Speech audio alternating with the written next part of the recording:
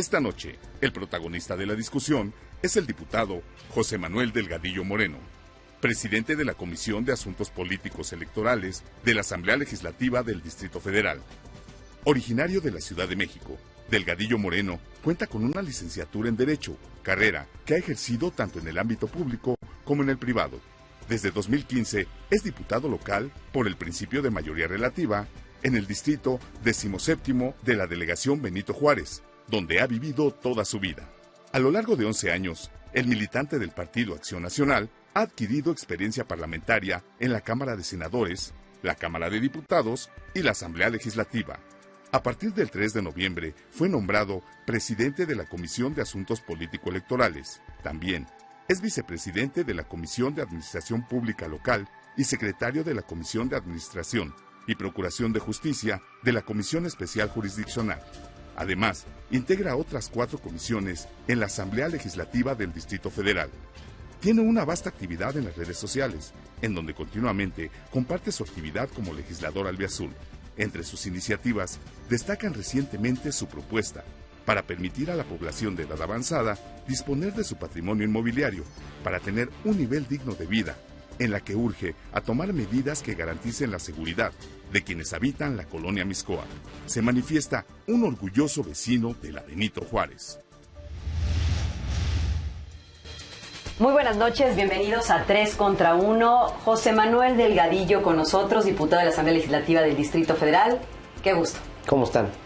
Gusto para mí estar con ustedes. Muchas gracias. José Manuel, tal vez muchos, yo como vecina tuya de la Benito Juárez, recordamos aquellas promesas tuyas de campaña cuando querías llegar a ser nuestro diputado. Entre el dicho y el hecho, dicen, hay mucho trecho. Ahora que ya estás en funciones, ¿qué hace un diputado para mejorar la vida de quien, obviamente, es su elector? Platícanos. Mira, hemos hecho varias cosas que fueron de lo que nosotros estuvimos postulando.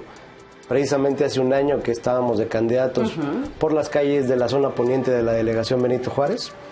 Nosotros lo primero que prometimos a los vecinos, porque en Benito Juárez se paga un predial muy alto, es hacer que su predial se regrese a su colonia, que se regrese obviamente a la delegación. ¿Qué es lo que hicimos? Nosotros presentamos una propuesta de reformas al Código Fiscal de la Ciudad de México para que al menos el 70% de lo que tú pagas de predial se regrese a tu delegación y obviamente directamente a tu colonia para mejoras en infraestructura y en obra pública, y el otro 30% en una visión solidaria y subsidiaria se repartiera entre las 16 delegaciones de acuerdo al que más necesitaba hasta que el que ya casi no lo necesitara. De tal suerte que el 100% en términos prácticos y en términos reales se está regresando con esta propuesta a las delegaciones. Es lo primero que prometimos.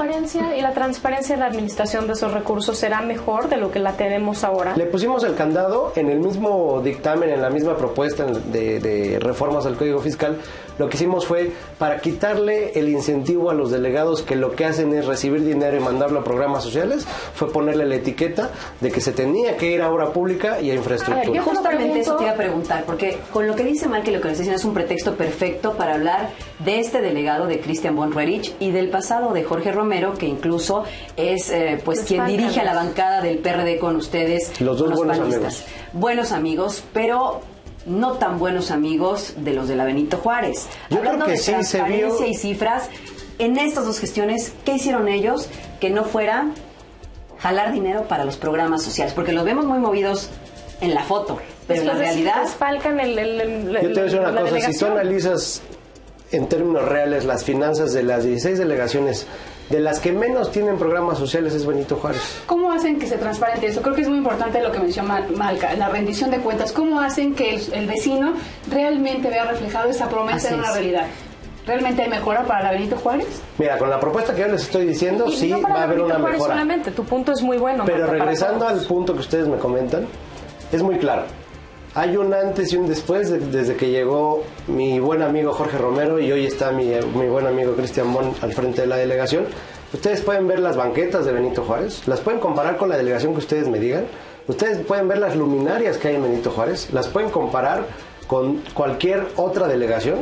Y esos son beneficios que se ven de forma directa y reflejan evidentemente en la calidad de vida. La seguridad es otro tema. Hay que regresar, hay que recordar que la seguridad No es un tema de las delegaciones. No, Hoy es del viene ya gobierno del constituyente. Distrito No se pueden decir, a mí Pero no sí me pueden toca. meter las Realmente manos. son cosas que Es que viven la son nuestros ciudadanía. representantes, Ese es ¿no? el En la gran ciudad. problema. Ese es el gran problema. Con el híbrido en el que vivimos muchos años, que es el antiguo Distrito Federal, las facultades estaban completamente confusas. Lo que para el ciudadano es nuestra autoridad directa, como son en los municipios los alcaldes, aquí obviamente los delegados no pueden hacer muchas cosas que sí pueden hacer los alcaldes. Pero el reclamo Por ejemplo, es directo, son la autoridad inmediata, tú lo reconoces, Claro, entonces la así gente es. piensa que está Vas haciendo... directo con él, pero claro, no le importa, toca. ustedes deben hacer los canales. Si yo tengo, Claro. ustedes son Claro. las personas que Es la los autoridad electores inmediata. votan. Entonces, si yo tengo un problema, a mí no me importa la responsabilidad ni quién tiene la responsabilidad propiamente. Ustedes tienen que darme una respuesta porque yo los elegí. Claro. Quizá no Es muy- solucionarlo, No porque se es el no es gestor válido el ante la argumento autoridad que sí de le lavarse toca, ¿no? las manos. Mira, en el tema de seguridad pública, lo que sí hace una delegación es un tema de prevención del delito. Claro. Hace programas, va y le comenta a los vecinos, hace el atlas delictivo para que tú sepas dónde está creciendo la incidencia delictiva.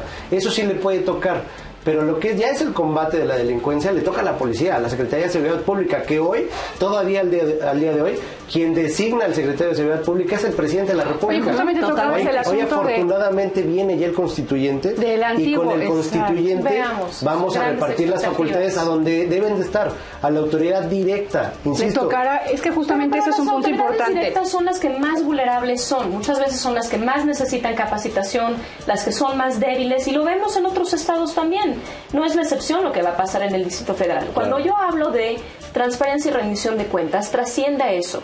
Si por ejemplo, la autoridad competente para ver sus finanzas resulta que da los informes extemporáneos mucho tiempo después, entonces la corrección de la medida no se puede hacer en tiempo y extemporánea, forma. exactamente. Es extemporánea. Entonces, ¿para qué me sirve un año o 2 años después enterarme de que lo que hicieron no estaba bien y la nueva administración llega sin recursos, la delegación? Entonces, los ciudadanos no ven eso palpable ciertamente en su momento. Quiero decirte que hubo ya una propuesta presentada por mi compañero Andrés Altaire, que es el presidente de la Comisión de Hacienda, para reformar esa parte que tú dices, que se audite la cuenta pública Fijo. que está corriendo, no la que corrió hace 2 Sí, pues, años. para como que hoy Luego día llega pasa, el porque nuevo si no, delegado no o el nuevo sirve. alcalde y que Responsabilidades. siempre llegan diciendo correcto. que se van a afincar responsabilidades y nunca pasa nada.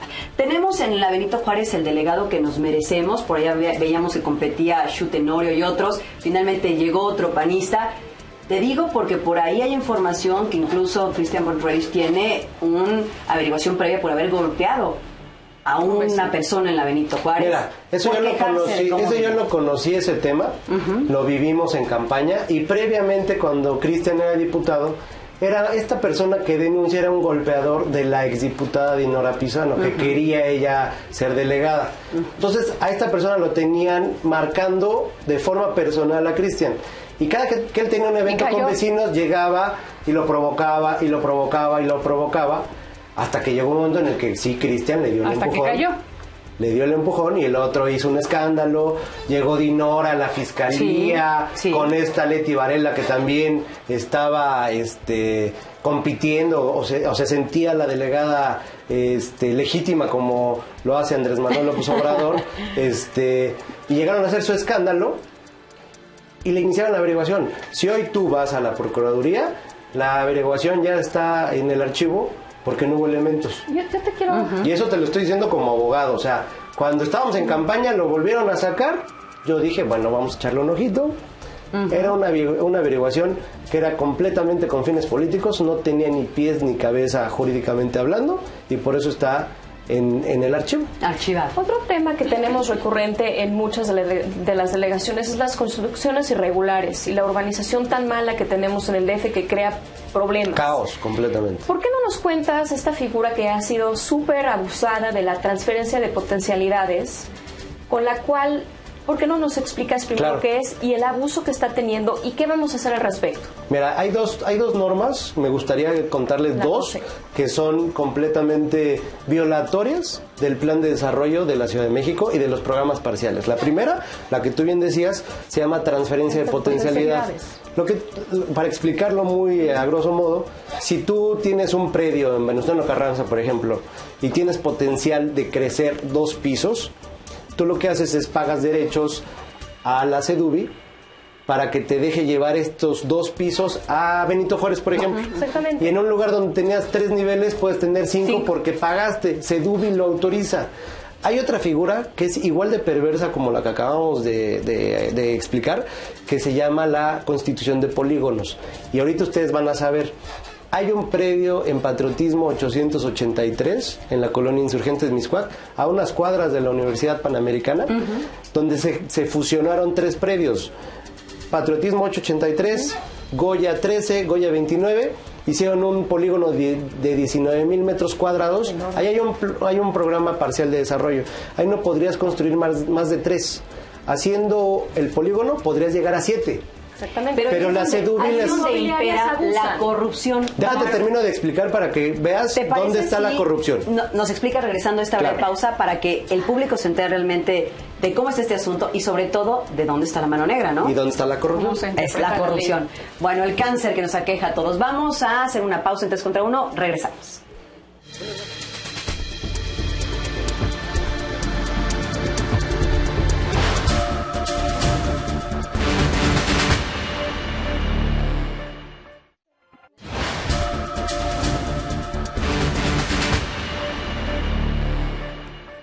Seguimos platicando en 3 contra 1 con el diputado José Manuel Delgadillo y nos quedamos en una explicación que tiene que ser bastante convincente porque vemos las construcciones y la urbanización irregular en el Distrito Federal, hoy Ciudad de México. Decíamos dónde está la corrupción, que es el cáncer que nos aqueja, y dónde está esa mano negra para permitir que se haga lo que no por ley está permitido que se construya. Así es, mira. Yo les voy a decir, desde el 2004 se reformó la ley y se eliminó la figura de la licencia de construcción. Muchas personas están confundidas y creen que todavía sigue existiendo. Antes, cuando existían, se tramitaban ante la delegación. El delegado autorizaba o no una licencia de construcción. Tiene, por tanto, más de 12 años que ya no existe esa figura. Ya se llama manifestación de obra. Y para que tú manifiestes la obra, lo más importante, el documento importante para poder tú iniciar es el de uso de suelo. Te dan tu certificado de uso de suelo. ¿Ese dónde lo obtienes? En la Sedubi, Secretaría de Desarrollo Urbano y Vivienda. Si eso lo obtienes, tú llegas a la delegación, nada más le avisas y empiezas a construir. La delegación puede ir a través del INVEA a verificar si solamente se están ajustando a los planos. Pero el golpe ya está dado, porque si la Sedubi autorizó algo mal, con dolo, sin dolo, con corrupción o sin corrupción, ata de manos al delegado. Es lo que pasó en el Patriotismo 883. Pero justamente la transparencia, lo que estábamos hablando de estas 2 figuras, tú puedes decir los permisos que quieran. Tenemos figuras que le permiten dar la vuelta legal a las cosas. Es lo que está pasando.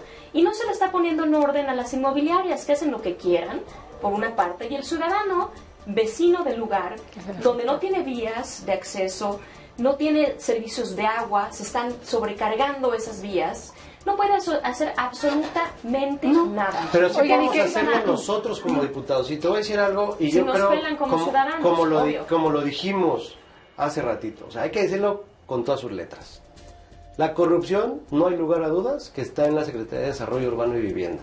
Esta constitución de este polígono en particular, yo le estoy poniendo un ejemplo, y ahorita podemos analizar los que quieran.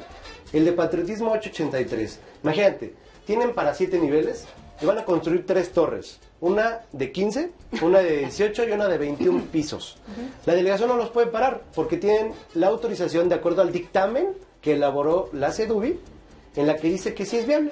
Pero lo curioso es que freno a tanta impunidad. Aquí que hay otra vez lo que decíamos hace un momento. Estábamos hablando de que no tienen facultades ustedes ni responsabilidad en seguridad pública. No tienen tampoco aquí los delegados. Yo como diputado puedo presentar mis iniciativas. Entonces justamente estamos en pie de hacer lo que es la Asamblea Constituyente, está la campaña, etcétera, para justamente la Constitución de la Ciudad de México. ¿Van a seguir siendo los delegados tan cortos de posibilidades de actuar? Así es. Hasta ahorita sí.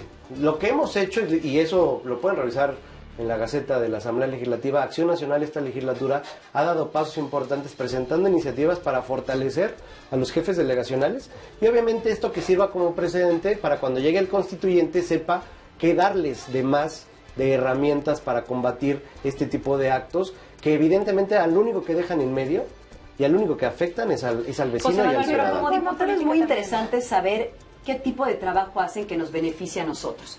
Me interesa mucho lo de la hipoteca inversa, porque a esta figura está en distintos países del mundo, en España con mucho éxito, pero ¿podrá operar con tanta corrupción en México? ¿Podrá ser una figura que realmente le dé a los adultos mayores una forma más digna de vivir sin quitarles lo único que tienen, que es su patrimonio? Porque van a heredar una deuda, incluso sus hijos que hoy a lo mejor no sabemos si mañana tendrán trabajo. Pero mira, o sea, muchos cuando critican la figura de la hipoteca inversa dicen que estás acabando con los herederos. El heredero es un acontecimiento futuro de realización incierta. Ay, O sea, porque pero en eso, ese país, eso pero en es, ese país, te voy a decir por qué. Porque finalmente tú, cuando vas a fallar, o sea, tu última voluntad, tú ahí es donde señalas a tus herederos. Pero puede ser que no señales a nadie, o señales a ella, etcétera.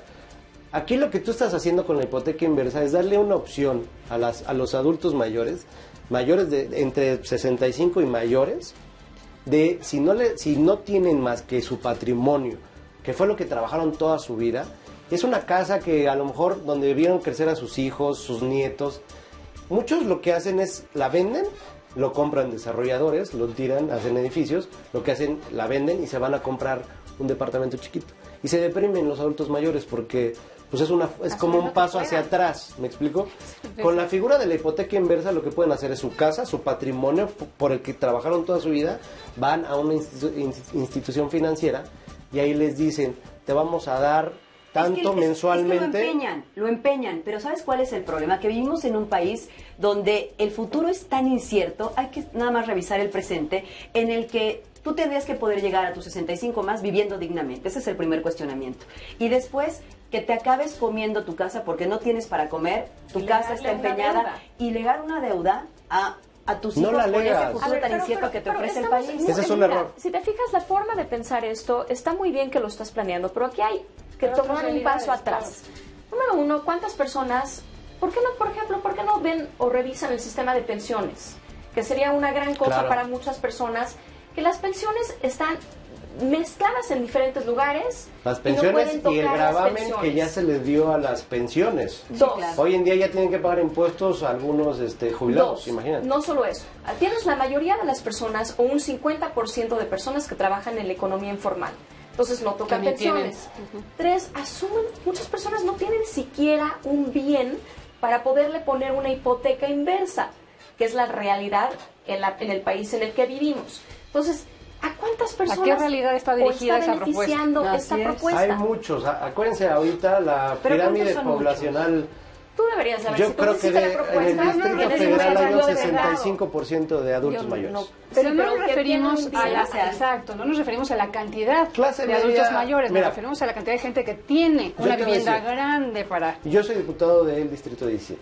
En el Distrito 17, si tú vas, la mayoría de los adultos mayores tienen un bien inmueble. Estás hablando de una delegación con el mayor Producto Interno Bruto, pero vete a Tláhuac, vete a la Venustiano Carranza. Venustiano Carranza muchos tienen departamentos. Lo que están aceptando con esta iniciativa, José, es que los adultos mayores de la clase media se están muriendo de hambre. Les están pegando duro. Y eso sí tiene que ver lo que hacen los diputados, tanto federales como locales por nosotros. Ustedes están aceptando que hasta ahí nos han llevado a que los adultos mayores de la clase media, ya no diga los demás que se mueren de hambre, también se estén muriendo de hambre. Completamente. La conducción del país ha sido pésima. Imagínate que, insisto, grabar la pensión de la gente que trabajó toda su vida. Hoy cada vez los pesos que reciben son menos. Por eso lo que estamos haciendo con la administración panista de 12 años, porque no vamos a y la economía estaba perfecta, ¿eh? Oye, pero yo también quiero hacer... Tú nada más puedes ver el tema de la inflación. No estaba en los índices que se tiene. No, los apoyó el entorno internacional. Ustedes tuvieron un boom del petróleo, o sea, a los panistas les tocó la mejor etapa, no en México, a nivel global. Bueno, pero hablando de salarios, ¿por qué ustedes tienen un salario tan grande y se lo aumentan cada vez más, mientras estamos hablando de una disposición para que la mayoría de las personas estamos luchando de cómo sobrevivir? Mira, eso es un mito, yo te voy a decir algo. Y lo decían en la presentación. Yo antes de ser diputado trabajaba en una SOFOM y la verdad ganaba 3 veces lo que gano como diputado. Pero la mayoría de las personas no viven por a mí la satisfacción que yo tengo de poder servir a mi comunidad. Yo soy vecino de Benito Juárez de toda la vida. Yo crecí en la colonia Portales. Hoy tengo la dicha de vivir en la colonia del Valle. y a mí me gusta trabajar por mi comunidad. Obviamente, si yo nada más hubiera visto un tema de ingreso, pues no me hubiera salido donde estaba. La verdad me iba muy bien, tenía una proyección a futuro un diputado muy particular. perfecta. Ojalá Sí, todos bueno. fueran igual que tú, porque Claro. muchos no lo hacen y Habla- muchos tienen un super salario. Claro, hablamos de salario, pero también hay que poner sobre la mesa la eficiencia que tuvo la Asamblea Legislativa Así es. en Hablemos este de periodo que eficiencia. concluye próximamente. Se ha criticado que, bueno, realmente el número de iniciativas, dictámenes, etcétera, fue Iniciativas fueron irrisorio, muchísimas. ¿no? Mira, yo tuve la suerte de ser electo. Pero entonces faltaron consensos. ¿Qué fue lo que pasó No, para que mañana realmente- tenemos un periodo extraordinario. Mañana va a haber ¿Y cuál- 14 ¿Y van a dictámenes. ¿Y en solventar eso todo lo que saldrá todo? debieron de haber hecho en el periodo ordinario? Lo que pasa es que este periodo es muy corto. O sea, dura un mes y medio. Eso es parte de lo que se tiene que reformar en el constituyente. Se tiene por lo menos que homologar a los periodos que tiene la Cámara Federal y el Senado, que ellos empiezan en febrero.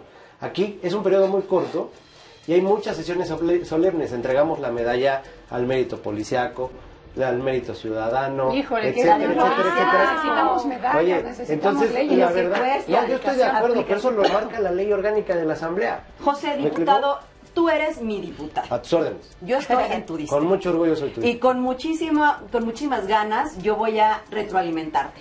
Pero a lo que me refiero es, de verdad, ¿qué van a hacer por nosotros? ¿Qué vas a hacer tú por nosotros, por la gente que vive en la delegación Benito Juárez, para que las cosas cambien? El diagnóstico ya está hecho. ¿A qué te comprometes aquí hoy y al aire? Lo primero que vamos a hacer es que se respete el Programa General de Desarrollo de la Ciudad de México y por tanto de Benito Juárez. Vamos a presionar a la CEDUBI para que ya de una vez por todas nos mande el proyecto de plan de desarrollo delegacional que tiene que haber sido reformado desde hace muchos años. El último que se aprobó fue en el 2005 y por ley cada 5 años se tiene que renovar, cosa que no ha pasado porque la CEDUBI no lo ha hecho. Vamos a presionar para que la CEDUBI mande ya ¿Cuánto ese... tiempo te damos, diputado? ¿Para que yo logre esto? ¿Sí? ¿Cuánto Mira, tiempo para volverte a invitar? Si quieres, cuando empiece, yo voy a estar en la permanente, yo voy a hacer todos los puntos de acuerdo que estén en mis manos para hacer cumplir esto. No, lo voy a hacer. Si quieres en septiembre Se o va, en, septiembre, en eso. agosto, cuando tú ¿Hacemos digas. corte de caja? Yo te voy a decir sí. Es que es corredor. El tema, Se va, el, dice. tema de, el tema de los parquímetros también es importante. Bueno. Yo voy a presentar, y esto quiero que lo tengas y me lo vas a preguntar, voy a presentar una iniciativa para hacer que las consultas vecinales, cuando todo lo que tenga que ver con modificaciones al entorno urbano, se tenga que consultar a los vecinos y que tenga efectos vinculatorios. Perfecto. Cosa que hoy no pasa.